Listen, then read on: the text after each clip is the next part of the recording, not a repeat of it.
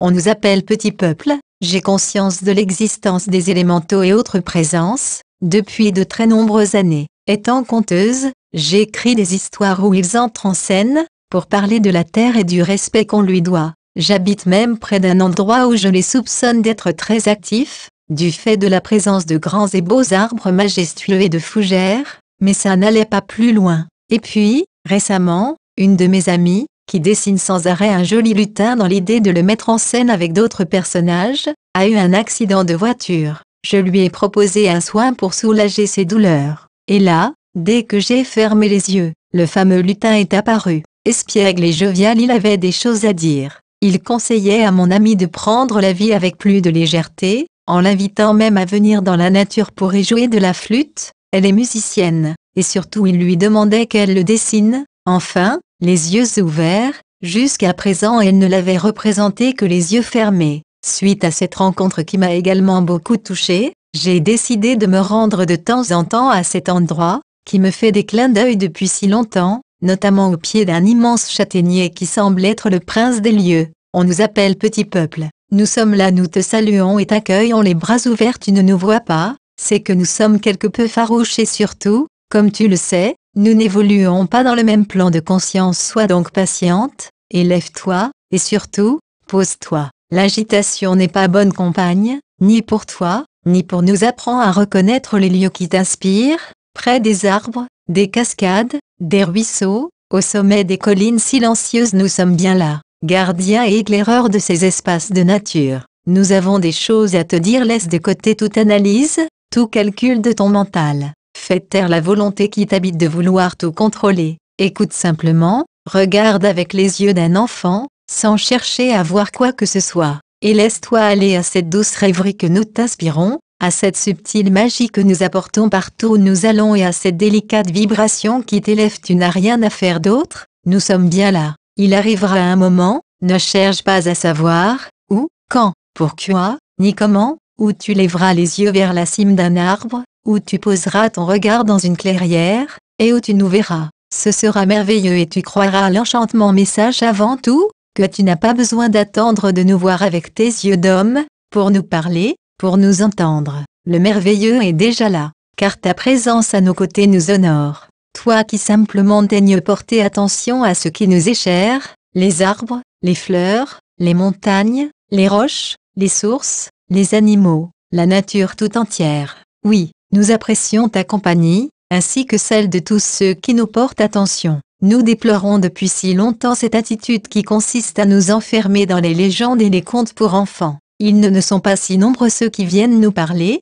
s'asseoir au pied d'un arbre vénérable pour se laisser inspirer par notre présence. Alors à toi, qui encore une fois, nous fais don de cette présence, nous te remercions et te demandons humblement, comme on pourrait le demander à un ami de longue date, de parler de nous, et de dire aux autres, qui nous sommes vraiment. On nous appelle petit peuple, elfes, lutins, fées, gnomes et autres korrigans, dragons de tous ordres, tout dépend d'où nous sommes. Peu importe le nom que vous voulez bien nous donner, tant qu'il vient du cœur, car c'est en effet la seule voix que nous connaissons, que celle du cœur. Aujourd'hui justement nous parlons à ton cœur et à votre cœur à tous.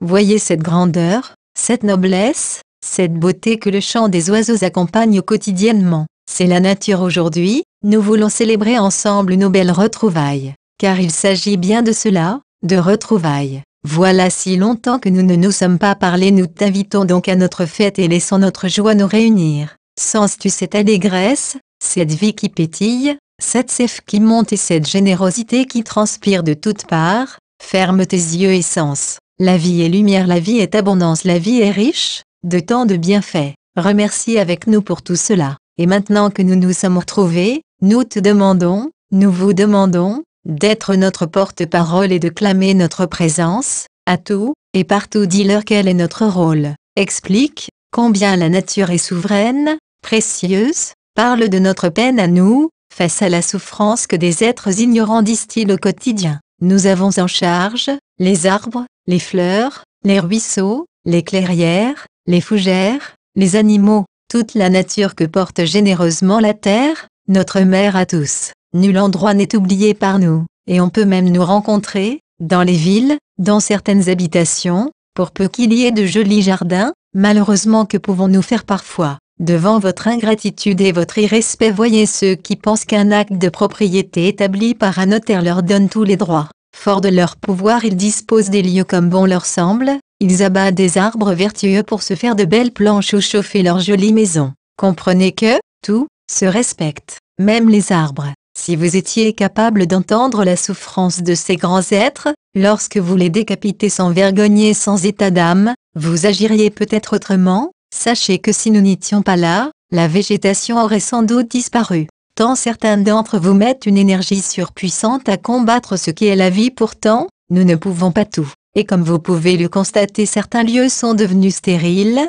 par inconséquence. Alors informe-les, dis-leur que certains arbres sont tels des cathédrales, certaines clairières des sanctuaires, certaines sources des lieux magiques et sacrés, aux multiples vertus, certains champs fleuris des havres de paix, certaines grottes des réserves d'énergie, certaines montagnes des antennes cosmiques, dis-leur tout cela et même plus encore. Nous qu'on appelle petits peuples, élémentaux, nous chantons chaque jour à tous les coins de la planète, sans en oublier un seul, pour cette nature généreuse. Demande-leur s'il leur viendrait à l'idée de détruire leurs propres maisons, leurs églises, pour y installer à la place des endroits pollués, vides, nauséabonds et bruyants. Demande-leur s'ils iraient sciemment faire du mal à leurs propres enfants. Dis-leur que la terre est vie et que la vie, toute la vie se respecte. Dis-leur que tout est indissociable et uni par la même source et que tout est là pour œuvrer selon la loi divine dans une danse cosmique infinie. Dis-leur enfin que nous les accueillons tous pour célébrer ensemble l'amour de cette vie. Dis-leur de venir chanter et danser avec nous, en guise de retrouvailles, des retrouvailles qui ne font que commencer.